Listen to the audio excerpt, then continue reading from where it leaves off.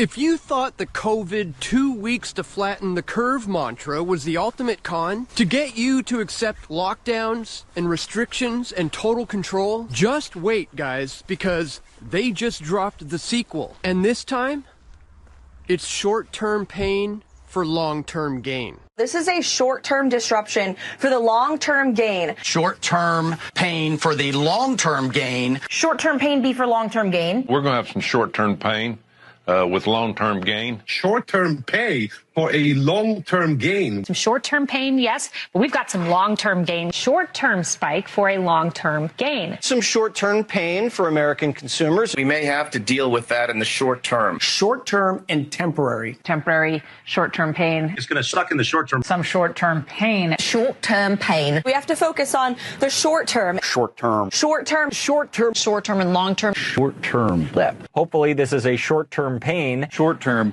is highly outweighed of the long-term benefits. Some short-term pain for the long-term gain. Yes, you heard that correctly. The exact same script has just been rebranded, and they're not even trying to hide it anymore. The problem reaction solution playbook is back in full force, and this time, the problem is war.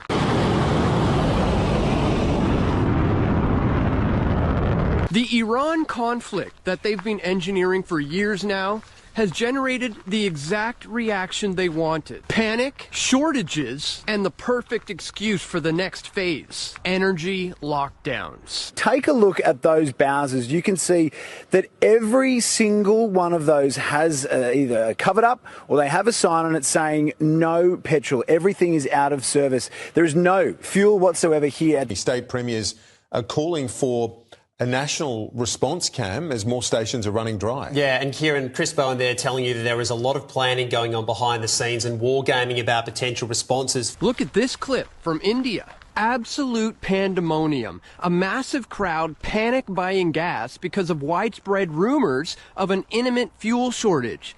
People are losing their minds. They're filling up every container they can find. And this is just the beginning. And this is not just India. They're showing you the reaction that they manufactured so that you will beg for the solution. New Zealand is staring down the barrel, on track to run out of fuel in about 19 days. Their own government data and the fuel clock are screaming it. Just-in-time supply chains are collapsing exactly as planned. Here's the map of where energy lockdowns have already begun. 4-day work weeks, schools closed, rationing, empty pumps, price surges. The dominoes are falling in real time. And this tweet right here lays it out perfectly. Day 26 of the Hormuz blockade. 20% of global oil is gone. With a country-by-country breakdown. Sri Lanka is rationing. There's crisis in Pakistan. India is down to 9 days of reserves. Japan lied about their numbers. The UK is facing shortages starting in April. The real energy crisis hasn't even started yet, and they're not showing you the full picture. They're showing you reserves are sufficient while the shelves empty and the panic sets in. Even Larry Fink, the man controlling $11 trillion at BlackRock, just came right out and said a global recession could be the outcome of this war. Well, we have two very extreme outcomes. And in my conversations throughout the world with the U.S. government and all that, to me, everybody has to recognize there's not going to be an outcome that's somewhere in the middle.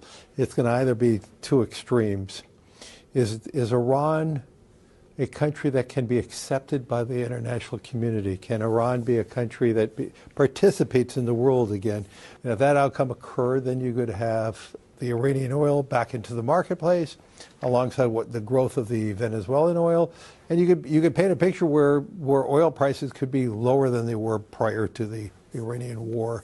If there's a cessation of war, and yet Iran remains a threat to trade, a threat to the Straits of Hormuz, then I would argue that we could have years of, above $100, closer to $150 oil. What happens to the global economy if that happens? How do we see it? We'll have global recession. And as if that wasn't bad enough, now the International Energy Agency dropped their report titled Sheltering from Oil Shocks. where they openly recommend full lockdown-style measures, like work from home where possible, lower speed limits, reduce driving, cut back on flying, even alternate day driving bans. This is COVID 2.0, my friends, with an energy crisis mask. They're telling governments to prepare the exact same restrictions that we went through in 2020. But this time, it's for your own good because of the oil shock. But we're not stupid. We've seen this movie before. And now, to really sell the fear, they're flooding social media with fake AI videos of people hoarding gas at gas stations. You gotta be kidding me, mate. Hey, you gonna leave anything left for me? Hey, don't take all that fuel, mate. What about me? God damn it, man. He's leaving nothing. He's taking it all. Greed. You greedy man. You greedy man.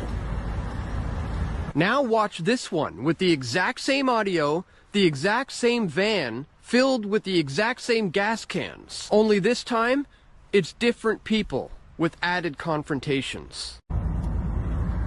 You gotta be kidding me, mate. Hey, you gonna leave anything left for me? You gotta be kidding me, mate. Hey, you gonna leave anything left for me? Hey, don't take all that fuel, mate. What about me? Hey, don't take all that fuel, mate. What about me? God damn it, man. He's leaving nothing. He's taking it all. God damn it, man. He's leaving nothing. He's taking it all. What the fuck are you recording? What are you doing? Come out of the car, have a crack. The fuck's your problem? Greed. You greedy man. You wanna be a fucking Karen and record? Get out of the car, cunt. Get out of the car, you Karen. Come here. What are you gonna do? You greedy man. Greed. You greedy man. You greedy man.